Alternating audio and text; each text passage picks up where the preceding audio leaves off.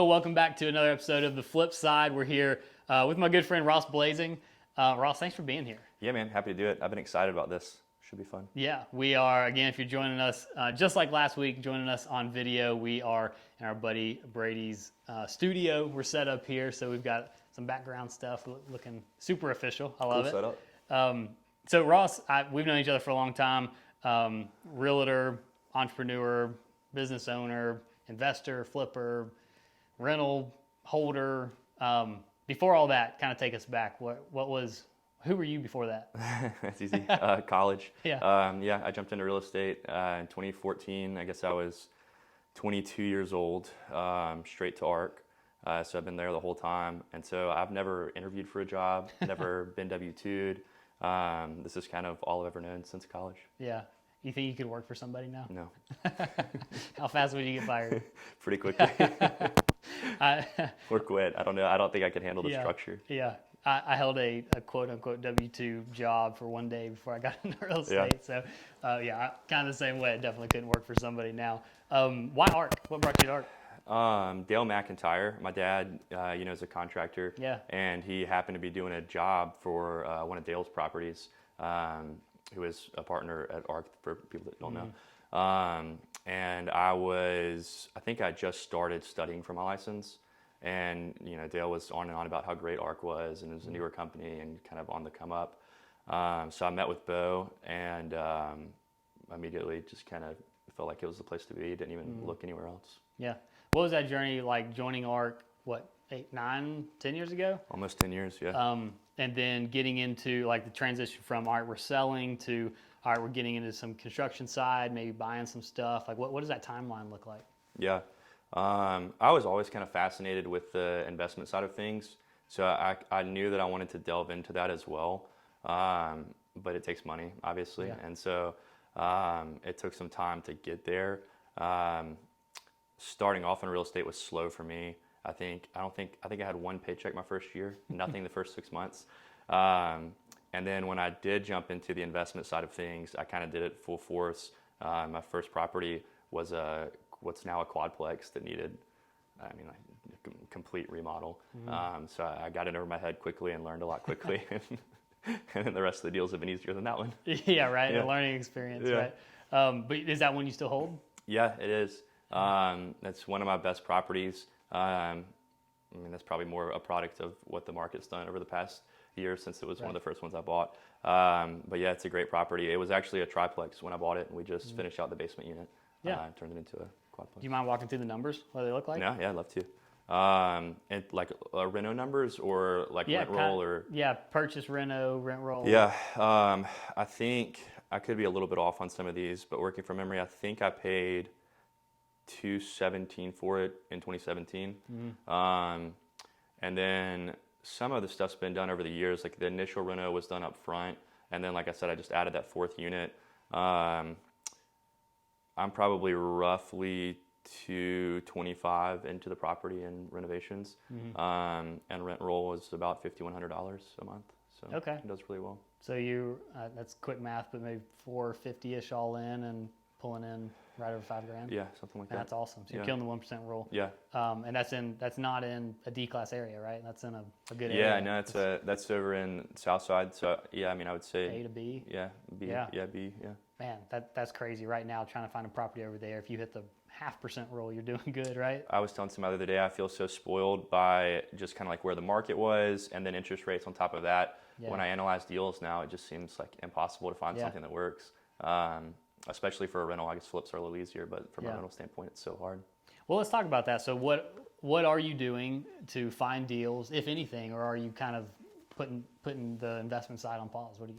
Yeah, I've done more flips this year than I have ever before, just because things, like you can go turn a profit on a property, but it's hard to make it cash flow the way that at least I want it to month to month. So I've been doing a lot more flips lately, and then really since the rates have gone up, I don't think I've found a buy and hold that I've really loved. Yeah. Yeah. Where are you seeing those flip opportunities come from? I mean, is it just straight off the MLS or?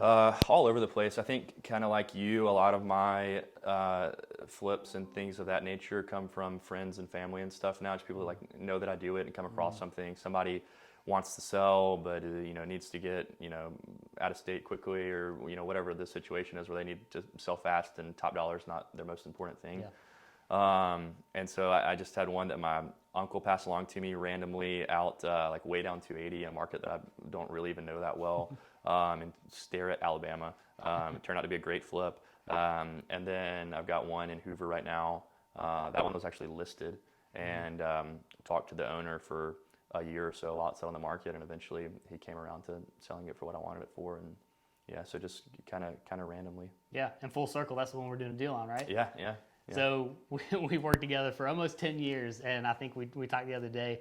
This is like maybe our second. It's either our second or third. I can't remember. Which is crazy because you do a ton of business, right? And Yeah. not really in a different area. I mean, you did a ton downtown, kind of beginning of your career, and you still do a ton, but it's kind of shifting a little bit more. Yeah.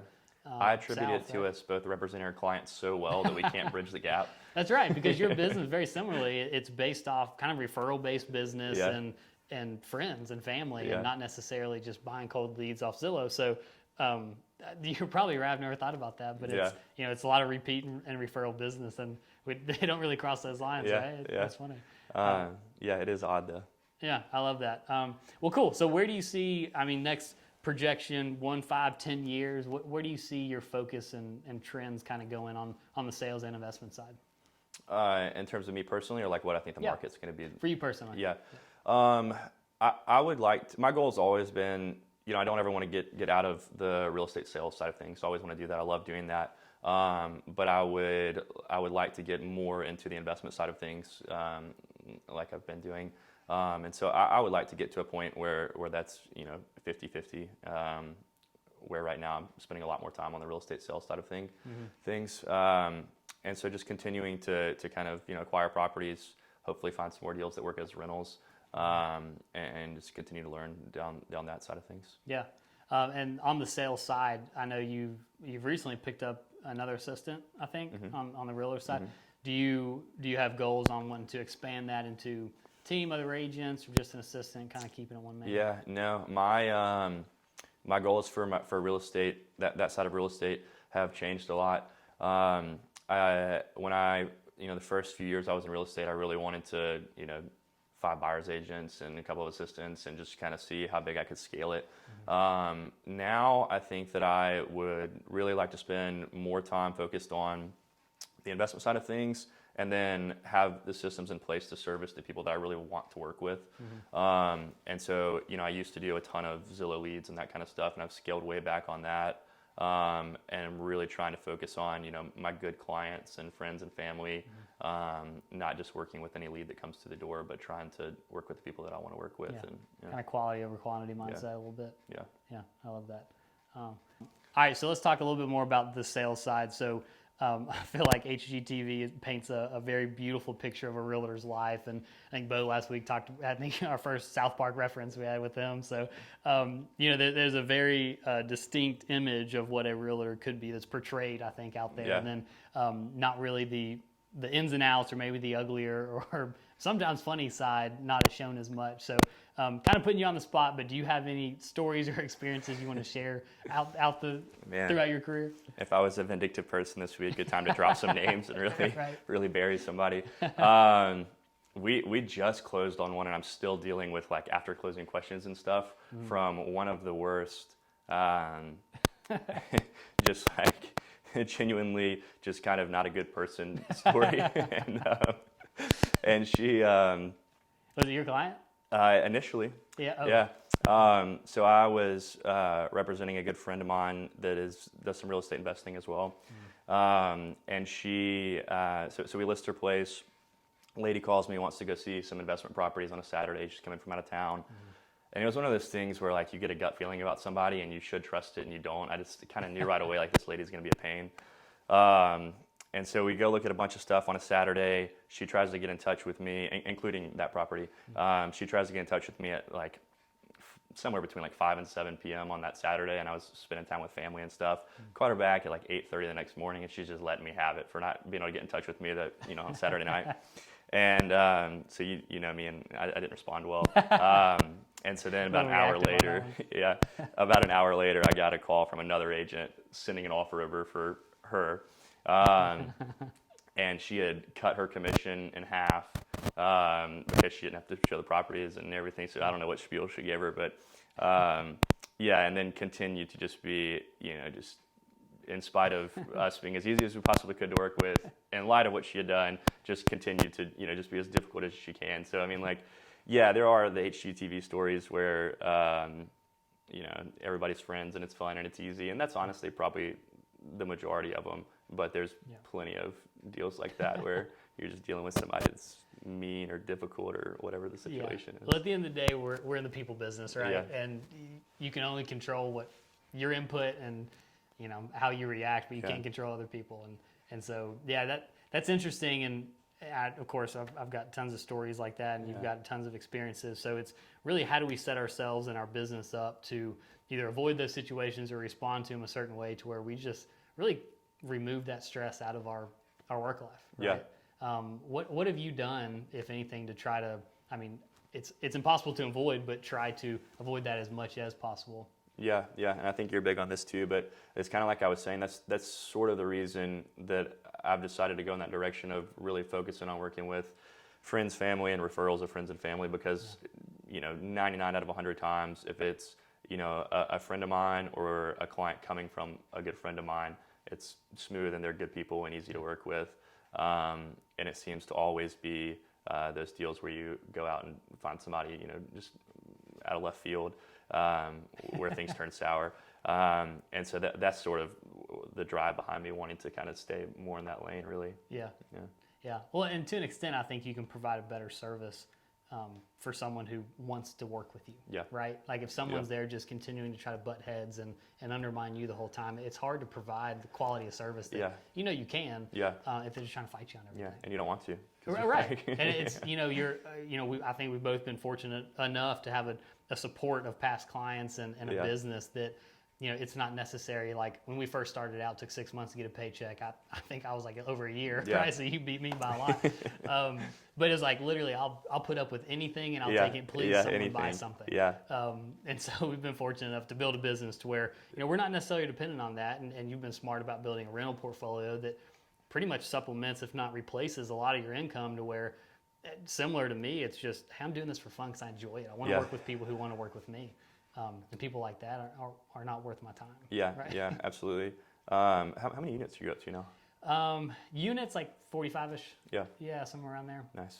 I've got about another 40 under contract, but they're in limbo. I don't think I've heard about. Yeah, it's a new deal. This is actually my first time talking about it. It's still kind of in limbo. So give everybody the address and everything, or you give the address out? Yeah, here are all my numbers. Here's my lender. So that's TBD. Hopefully it closes. There's some stuff kind of up in the air with it right now, but it's actually a commercial building. It's an office building. Nice. So pretty excited about it, and that's kind of the direction I'm pushing my investing is bigger multifamily commercial. I've gotten a little taste of some triple net stuff in the commercial, and it's sweet. And it's so much easier. No toilet calls, no 2 a.m. calls. It's, businesses are open from 9 to 5, and that's when I answer the phone. So definitely something to be said with that.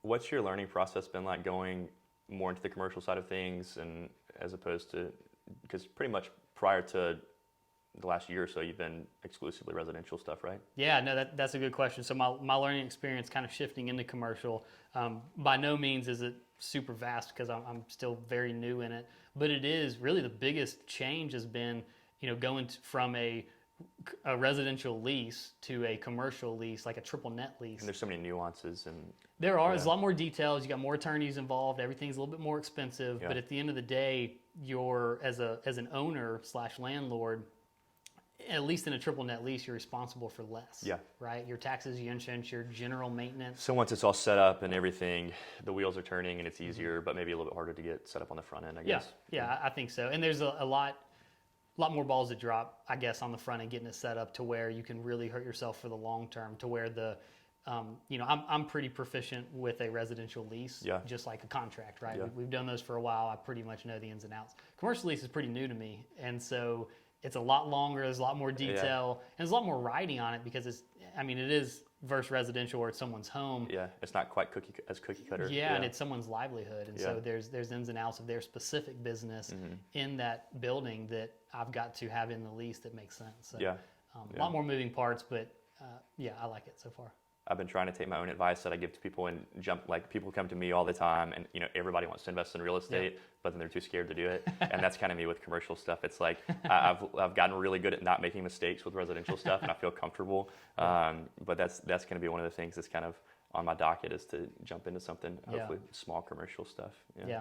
Well, how are you seeing, so from a rental side, we talked about rates are high, prices are still high from how they've been the past couple of years. So, what are some of the tricks that you think we can do as investors looking forward over the next 6 to 12 months to be able to buy those rental properties or cash flowing properties? Are there, creative ways to source the deals on or off market, creative financing? What are some of those things that you might try to imply?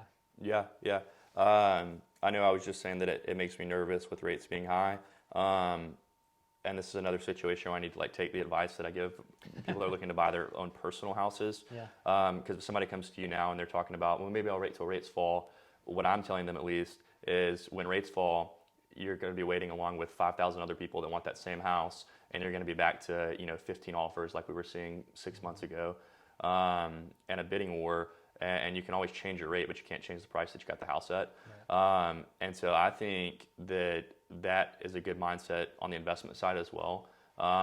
If you're willing to buy something, maybe it breaks even and it doesn't cash flow right now. But if rates dip back down to a 5.5% or something like that, which may not happen for commercial stuff, but who knows? Mm-hmm. Anyways, if rates come down another 3 points from where they're at, maybe the deal makes sense then. Are you willing to roll the dice and jump into something and see if rates come down? Yeah. And I think as long as you're buying it at a price point where you can get out of it, there's multiple exit strategies that you can do that with safety, and you're not just praying rates come down. Right.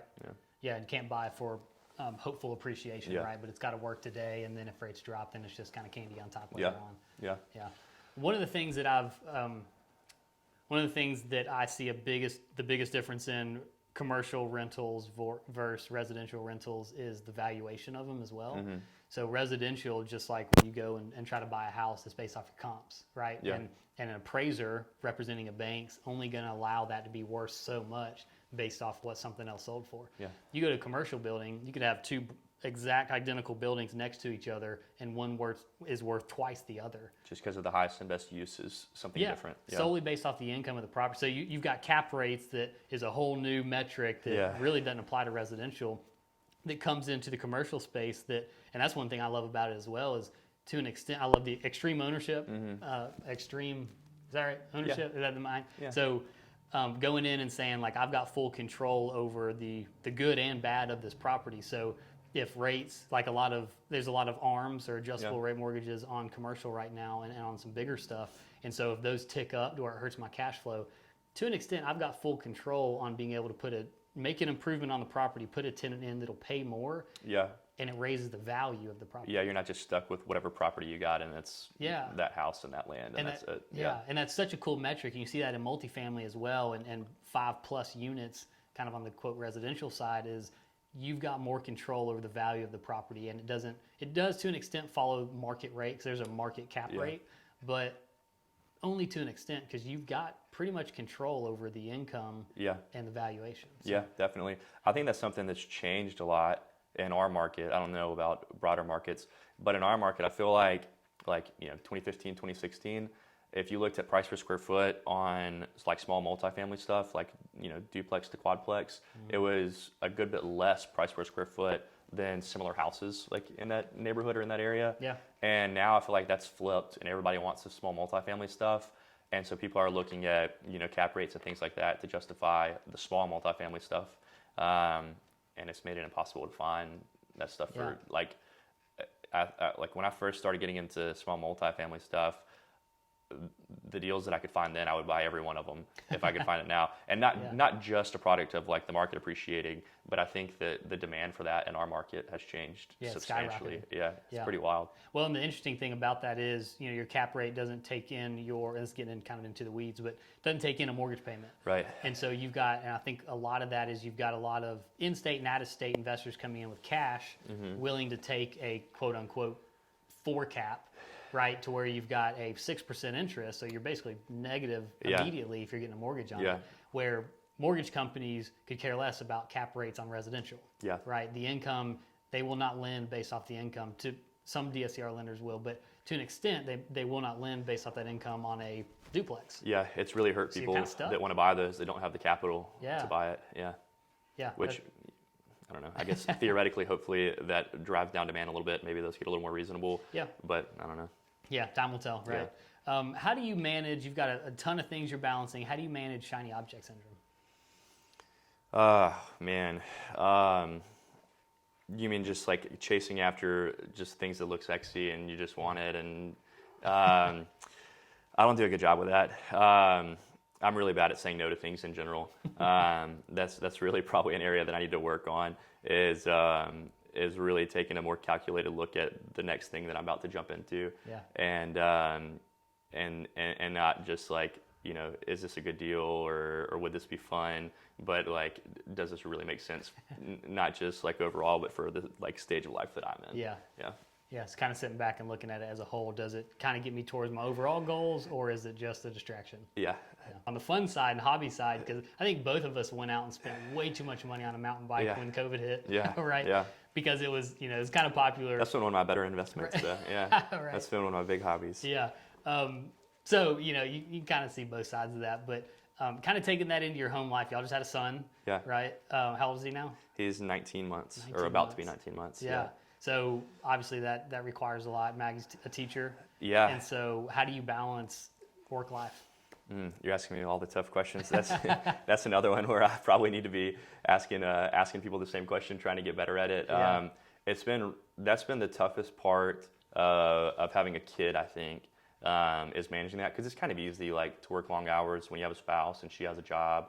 But when you throw a kid in the mix, there's a lot more time demands, and like if you're not there, then it's her there. Yeah. And so Maggie, certainly just being an awesome wife and being willing to, pick up the slack on things at home when I do have like a busy week or something like that, or a late appointment, is huge. And so I owe a lot of that to her. But beyond that, I've tried really hard to get more intentional about, it sounds cheesy, but like being in the moment. Yeah. My tendency is for my brain to run to, whatever checklist I've got to do once he goes to bed or whatever it is. And most days, I get a few hours with him at home before he goes to sleep because he's so young. And so just trying to really make it intentional to, put my phone away or block my calendar out for that time or whatever I've got to do to like the hours that I'm with them to be there and spend time at home and not just, have my mind all over the place or be answering phone calls as they come in or, just going to whatever's the most urgent thing. Yeah. I've heard a lot of people, or I heard this one guy getting interviewed. He was asked the same question, and he kind of rephrased it and said, honestly, it's work-life balancing. Yeah. Right? It's a verb. It's something you're always constantly battling. Back and forth. One day, maybe a little bit heavy on the work side, but you kind of counter that, and maybe you shut off for a Sunday and you just say, hey, it's family day. So always moving, right? Yeah, definitely. I think the biggest thing for me is in a book that I read, they talked a lot about not letting the most urgent things dictate what you're doing.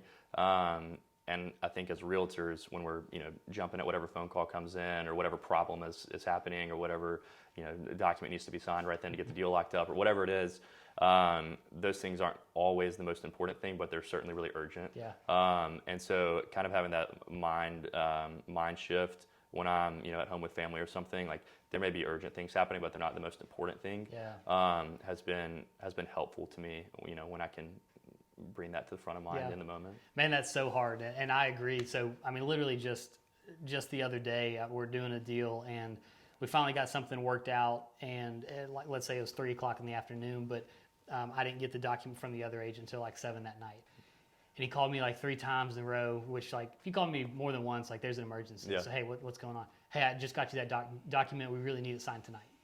And I should have, looking back now, hindsight, be like, hey, really nothing changes if we do it in the morning. Yeah.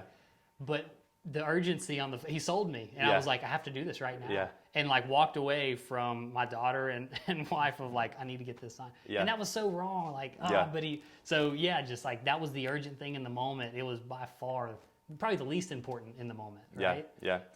It's just a constant battle. Yeah, I love trying to learn from other people's mistakes, and you hear that question on like any podcast you listen to. They would talk about like how do you balance everything, and I've never ever heard someone be like, I wish that I was like at less baseball games and just worked a little more. Yeah. And so I try really hard to bring that to mind. But Maggie would laugh hearing me say that because she knows I'm so terrible at it. But yeah, that's the idea at least, but definitely still a learning curve for me. Yeah, I've kind of heard this along the same lines of you never hear anyone, when they're old or I don't want to say deathbed, but no one ever says I wish I worked more. Yeah. Right? I mean, that was never the wish. So yeah. kind of keeping that in front while we have the opportunity to say, okay, well that's how I'm going to structure my day. And Bo last week talked about, I live and die by my calendar. If it's on there, that's where I'm at. But if it's not, then it's not going to happen. Yeah. So I think that's super important. Just before this, you showed me some pictures. Y'all have completely gutted your kitchen. The house is upside down. Yeah. Tell me a little bit about that. I've got a lot of irons in the fire lately. Yeah. So I've set up, I wish I could like pull up a picture to show or something, but I've set up a temporary kitchen. Yeah, so send me one. We'll pop it up on here. Cool. Yeah. I've got a little utility sink. We've got that big ass fridge sitting in the middle of the room that Maggie really hates. We've got a little coffee station set up, and it's all in the living room. And it's funny because I was telling Maggie, I was like, I kind of like this. It reminds me of being back at the condo. Like Baylor's toys are right here by the couch, so I can watch golf and watch him play at the same time. While getting coffee. It really makes life easier. But yeah, we're doing. It started as a kitchen remodel. Now it's like half the house. But yeah, we just we today put in I think like 60 feet of LVLs and a couple different walls, and so it's been a big project. When I left the house, opening walls up and moving. When I left the house to come over here, all the windows on the side of my house were being ripped out. I was driving away like, oh, that looks good. You're like, hope that's repaired when I get back. Yeah. So yeah, it's been fun. The getting everything framed up, and then like the detail work is always the most stressful part of things for me. So like once it's framed up, I feel like I can breathe a little bit until it's time to put like knobs on the doors and paint colors and stuff like that. So I'm looking forward to framing being done and being able to kind of just like let things happen over the next month or so. Yeah. Are you doing any of it yourself? Or do you just kind of managing it, or what is the actual process? I'm subbing everything out myself on this one. Most flips and rental properties and stuff like that, I've gotten to where I pretty much hire a contractor and let them kind of run with it. But that's really hard for me even, and so I couldn't turn my personal house over to somebody, and so I've ended up so far just kind of subbing out to electrician, framer, everything.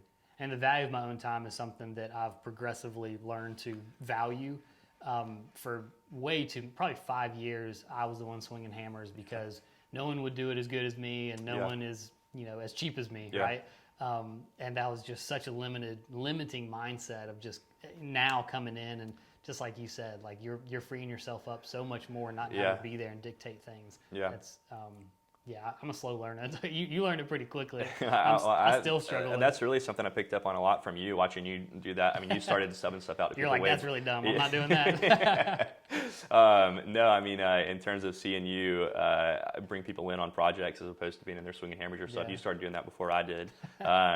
And I remember you seeming like you had more time and being like, I need to do that.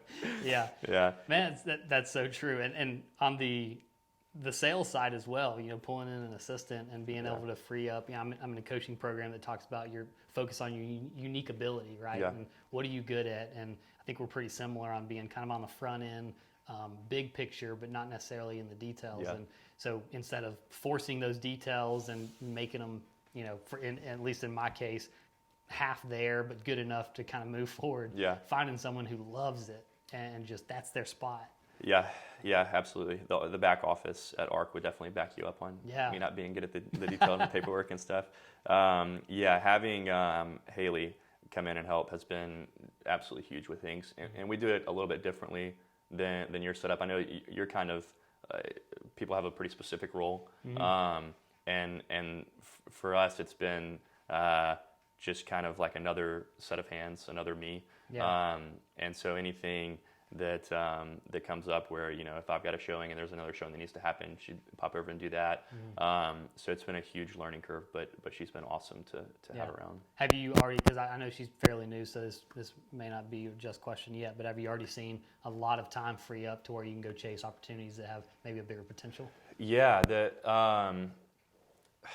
well, yes, but the bigger thing for me has been like if there's a time like we were talking about where I need to be intentional about turning it off for a little while.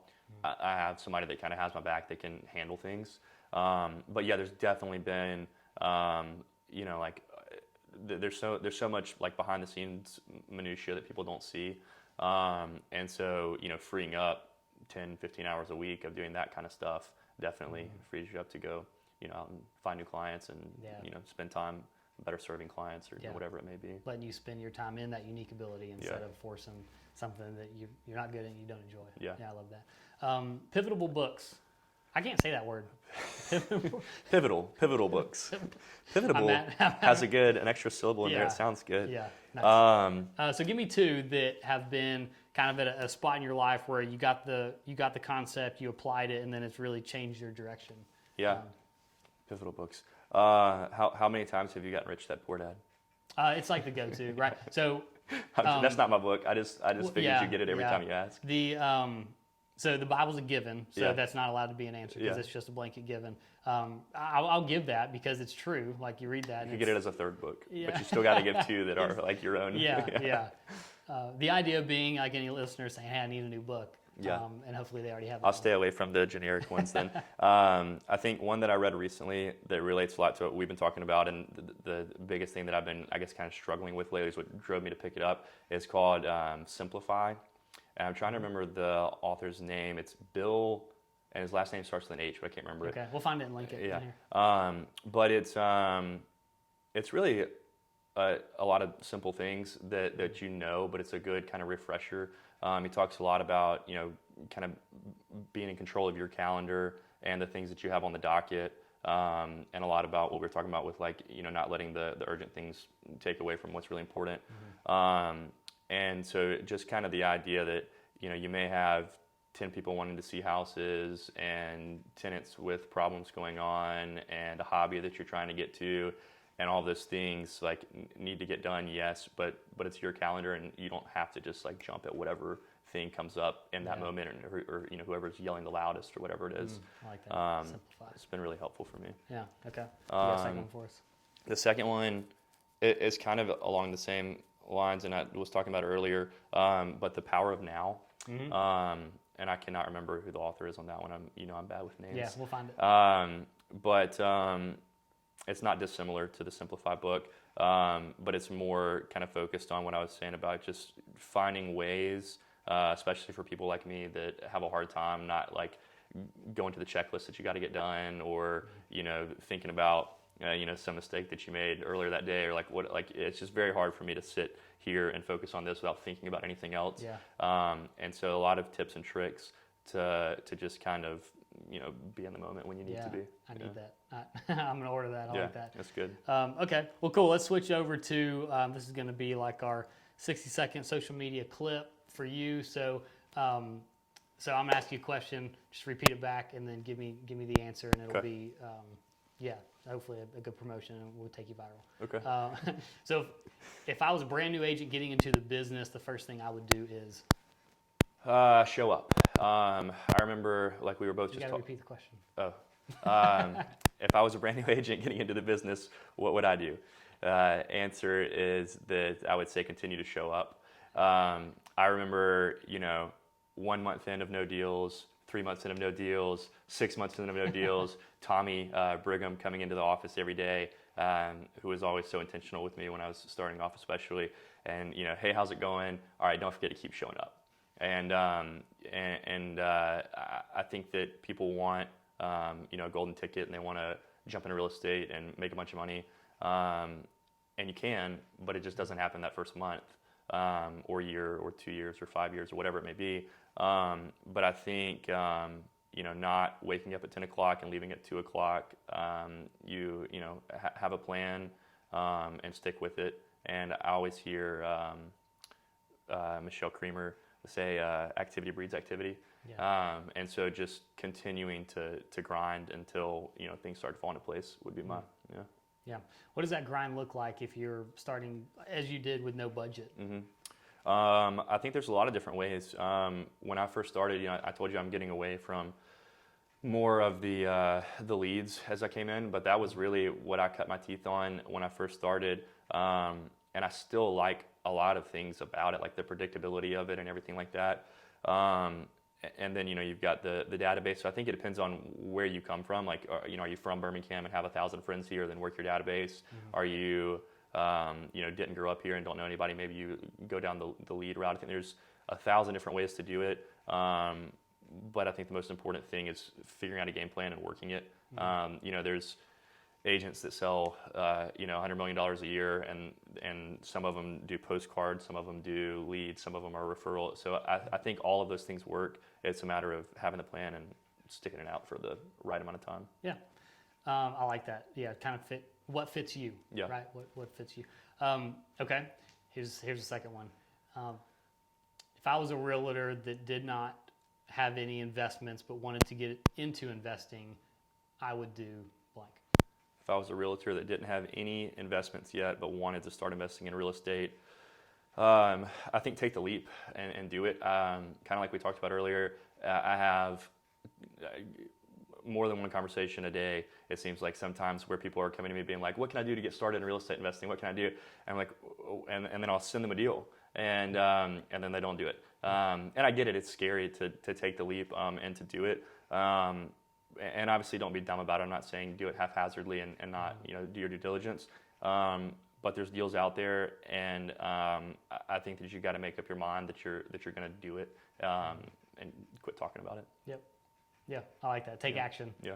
Awesome. Well, cool. Thank you for being here. Anything else that you wanted to run through before we wrap up? No, I don't think so. That was good. It was a lot of fun. Cool. I appreciate it. See ya. See ya.